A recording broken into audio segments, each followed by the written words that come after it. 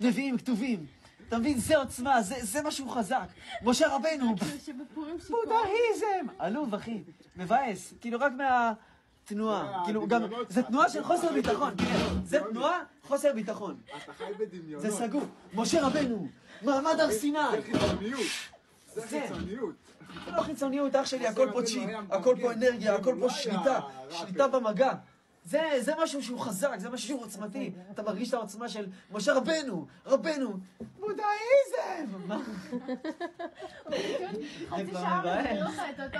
זה כבר מבאס. משה רבנו היה עושה כאלה. משה רבנו, בודהיזם יושב. משה רבנו. מכה אחת הוא הרג את המצרי, שם אותו באפר.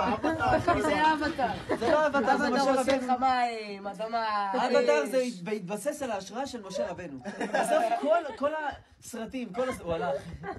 הוא התייאש.